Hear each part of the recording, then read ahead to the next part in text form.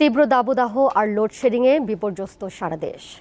চরম ভোগান্তি পোহাচ্ছেন খেটে খাওয়া মানুষ। তাপপ্রবাহ থেকে বাঁচাতে দেশের বিভিন্ন স্থানে পানি ও স্যালাইন বিতরণ করেছে পুলিশ সহ বিভিন্ন স্বেচ্ছাসেবী সংগঠন।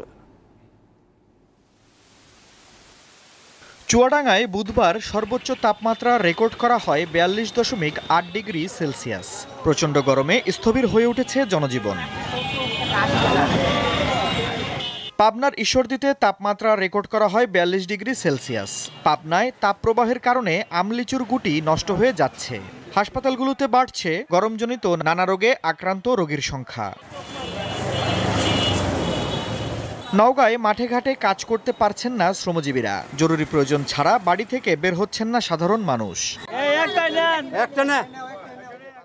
প্রচণ্ড দাবদাহ থেকে স্বস্তি পেতে ময়মনসিংহ নগরীতে পুলিশের পক্ষ থেকে পথচারী ও রিকশা চালকদের মাঝে ক্যাপ, গামছা, ওরসালাইন ও বিশুদ্ধ খাবার পানি বিতরণ করা হয়েছে।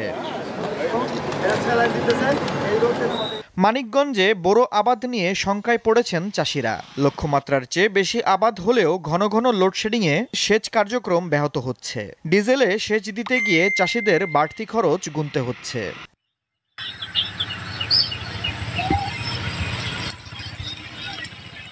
তীব্র তাপপ্রবাহে অতিষ্ঠ নড়াইলের মানুষের জীবনযাত্রা। তাপপ্রবাহে একটু স্বস্তি দিতে শ্রমজীবী ও পথচারীদের মাঝে শরবত বিতরণ করেছে বিভিন্ন স্বেচ্ছাসেবী সংগঠন। আফরিদ হাসান, দীপ্ত বার্তাকক্ষ।